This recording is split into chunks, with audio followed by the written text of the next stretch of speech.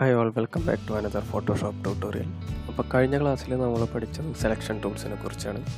ഇനി നമുക്ക് ക്രോപ്പ് ടൂളിനെ കുറിച്ച് പഠിക്കാം. അപ്പോൾ നമ്മൾ ഈ ക്രോപ്പ് ടൂളിൽ ക്ലിക്ക് ചെയ്യുമ്പോൾ തന്നെ നമുക്കിവിടെ ഇതിൻ്റെ കൺട്രോളർ എല്ലാം ഇവിടെ എനേബിൾ ആയിട്ടുണ്ടാകും. നമുക്ക് ഈ കൺട്രോളറിൽ വെച്ച് ഇത് അഡ്ജസ്റ്റ് ചെയ്യാം. അഡ്ജസ്റ്റ് ചെയ്താൽ നമുക്ക് ഇഷ്ടപ്പെട്ട ഹൈറ്റും വിഡ്ത്തൊക്കെ നമുക്ക് ആവശ്യാനുസരണം വെച്ചിട്ട് നമുക്കിവിടെ എൻ്റർ പ്രസ് ചെയ്യുമ്പോൾ അത്രയും ഏരിയ നമുക്ക് ക്രോപ്പായിട്ട് വരും. അപ്പോൾ നമുക്ക് ക്രോപ്പ് ടൂൾ വെച്ച് റെസൊല്യൂഷൻ എല്ലാം സെറ്റ് ചെയ്തതിന് ശേഷം നമുക്ക് ക്രോപ്പ് ചെയ്യാൻ പറ്റും. അതായത് ഇപ്പോൾ ഒരു ഇമേജിൻ്റെ ഡിഫോൾട്ട് റെസൊല്യൂഷൻ എത്രയാണെന്ന് വെച്ച് കഴിഞ്ഞാൽ മിക്കവാറും 72 റെസൊല്യൂഷൻ ആയിരിക്കും. അത് ഞാൻ നിങ്ങൾക്ക് കാണിച്ചുതരാം. ഇവിടെ ഇമേജ് സൈസിൽ ക്ലിക്ക് ചെയ്യുമ്പോൾ തന്നെ ഇവിടെ റെസൊല്യൂഷൻ കാണിക്കുന്നുണ്ട്. ഇവിടെ 72 റെസൊല്യൂഷനാണ് ഇവിടെ ഉള്ളത്. വിഡ്ത്ത് ഹൈറ്റ് 371 300 ആണ് ഉള്ളത്.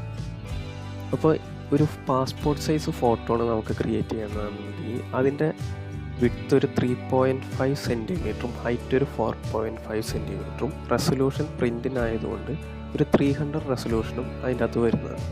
അപ്പോൾ നമുക്കിത് ക്രോപ്പ് ചെയ്യാൻ നേരത്തെ തന്നെ ആദ്യമേ ഇത് സെറ്റ് ചെയ്തിട്ട് ക്രോപ്പ് ചെയ്ത് കഴിഞ്ഞാൽ ഈ resolution automatically crop tool use ചെയ്യുമ്പോൾ നമുക്ക് കിട്ടുന്നതാണ്. അതെങ്ങനെയാണെന്ന് ഞാൻ നിങ്ങൾക്ക് കാണിച്ചുതരാം.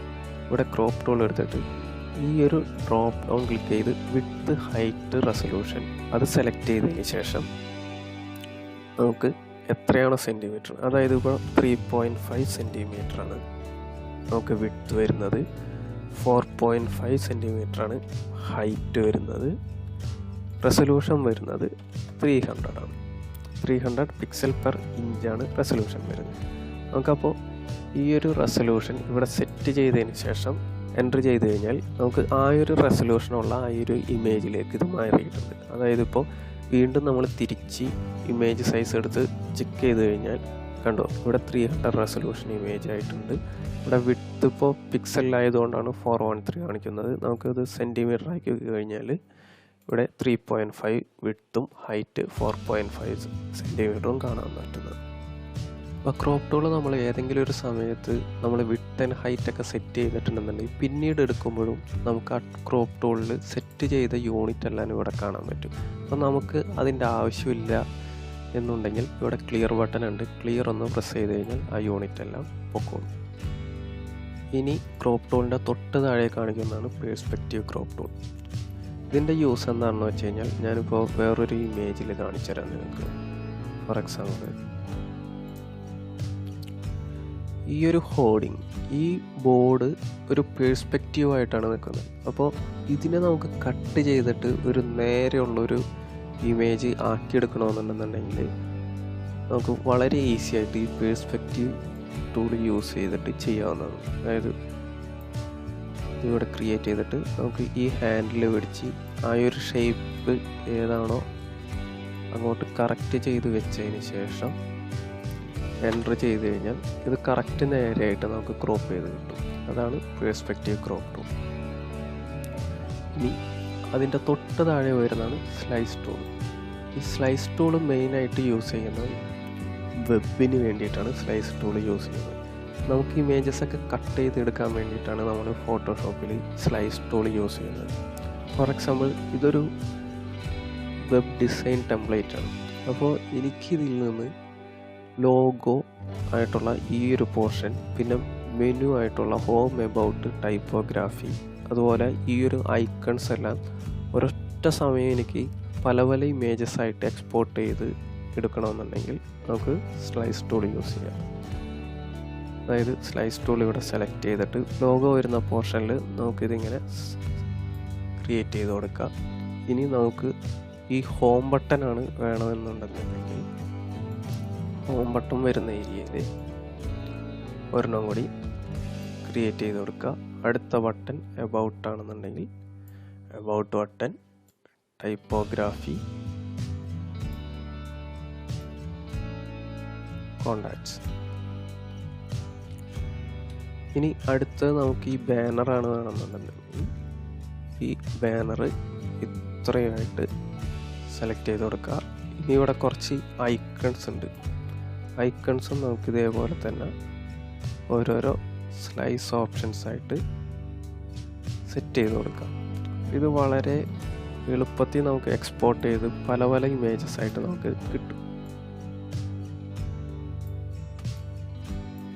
എത്ര ഐക്കൺസ് ഉണ്ടോ അത്ര ഐക്കൺസ് നമുക്കിവിടെ സെറ്റ് ചെയ്ത് കൊടുക്കാം.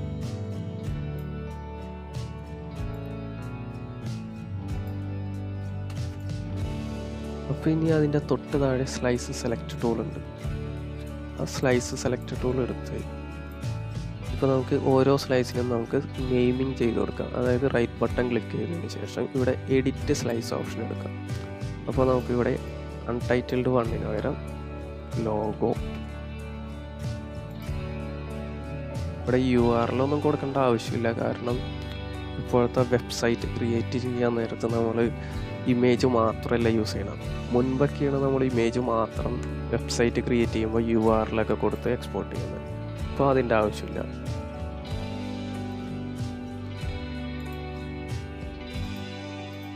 വീണ്ടും എടുത്തിട്ട് നമ്മൾ എബൌട്ട്, ഹോം,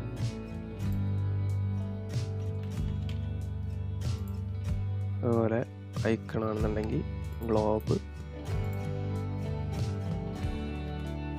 ഇങ്ങനെ സെറ്റ് ചെയ്തതിന് ശേഷം ഇവിടെ ഫയലിൽ എക്സ്പോർട്ടിൽ സേവ് ഫോർ വെബ് ഓപ്ഷൻ ഉണ്ട്. അവിടെ പോയിട്ട് നിങ്ങൾക്ക് ഇമേജസ് ഏതാണെന്ന് വെച്ച് കഴിഞ്ഞാൽ അത് സെറ്റ് ചെയ്ത് കൊടുക്കാം.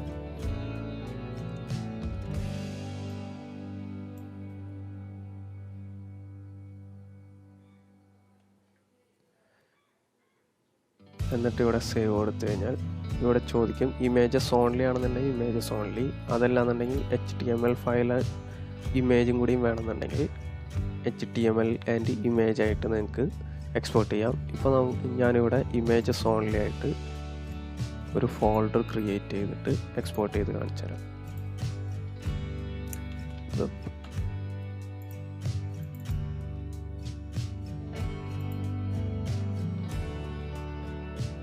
ഇനി നമുക്ക് എക്സ്പോർട്ട് ചെയ്ത ലൊക്കേഷനിൽ പോയിട്ട് ആ ഫോൾഡർ ഒന്ന് ഓപ്പൺ ചെയ്യുമ്പോൾ നിങ്ങൾക്ക് കാണാൻ പറ്റും. നമ്മൾ പേര് കൊടുത്തതിനെല്ലാനും അതാത് പേരിൽ തന്നെ വന്നിട്ടുണ്ട്. പേര് കൊടുക്കാത്തത് ആ ഒരു ഡോക്യുമെൻറ്റിൻ്റെ പേരിലും സ്ലൈസ് ചെയ്ത് വന്നിട്ടുണ്ട്. കണ്ടോ, ഓരോരോ ഐക്കൺസ് നമ്മൾ സ്ലൈസ് ചെയ്തതനുസരിച്ച് തന്നെ വേറെ വേറെ ആയിട്ട് നമുക്ക് ഒറ്റയടിക്ക് കിട്ടും. അതല്ലാന്നുണ്ടെങ്കിൽ നമ്മൾ പല തവണ എക്സ്പോർട്ട് ചെയ്യേണ്ട ആവശ്യം വരും. അപ്പോൾ അതാണ് സ്ലൈസ് ടൂള്. അപ്പോൾ അങ്ങനെ സ്ലൈസ് ടൂൾ കഴിഞ്ഞു. ഇനി അടുത്തതാണ് ഫ്രെയിം ടൂൾ. ഫ്രെയിം ടൂൾ എന്തിനാണ് യൂസ് ചെയ്യുന്നതെന്ന് വെച്ച് കഴിഞ്ഞാൽ നമുക്ക് ഈ ഒരു ഇമേജിനെ ഒരു ഫ്രെയിം വരച്ചിട്ട് അതിലൂടെ മാത്രം കാണണമെന്നുണ്ടെങ്കിൽ നമുക്ക് ഫ്രെയിം ടൂൾ യൂസ് ചെയ്യാം.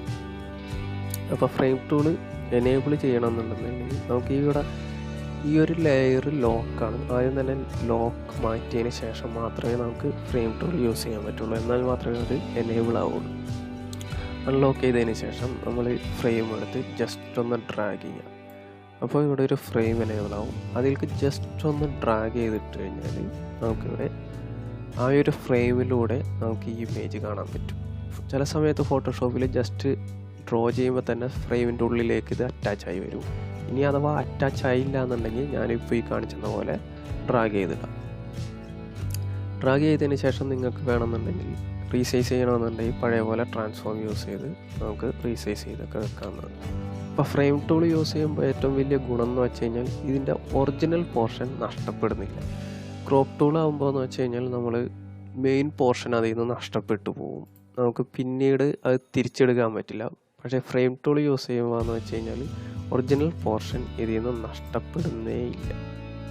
കണ്ടോ, നമുക്ക് എപ്പോൾ വേണമെന്നുണ്ടെങ്കിലും ഇതിൻ്റെ ഏതെങ്കിലും ഒരു പോർഷൻ നമുക്ക് എടുക്കാൻ പറ്റും. അതുപോലെ ഇത് പോരാ എന്നുണ്ടെന്നുണ്ടെങ്കിൽ നമുക്ക് ഫ്രെയിമിൻ്റെ സൈസ് വേണമെന്നുണ്ടെങ്കിൽ കൂട്ടി കൊടുക്കാനും പറ്റും.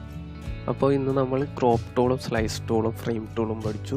അപ്പോൾ വീഡിയോ ഇഷ്ടമായെങ്കിൽ തീർച്ചയായും എൻ്റെ ചാനലൊന്ന് സബ്സ്ക്രൈബ് ചെയ്യുക. സബ്സ്ക്രൈബ് ചെയ്യുമ്പോൾ ബെൽ ബട്ടൺ കൂടി ഒന്ന് പ്രസ് ചെയ്യുകയാണെന്നുണ്ടെങ്കിൽ എൻ്റെ എല്ലാ അപ്ഡേറ്റ്സും നിങ്ങൾക്ക് കിട്ടുന്നതായിരിക്കും.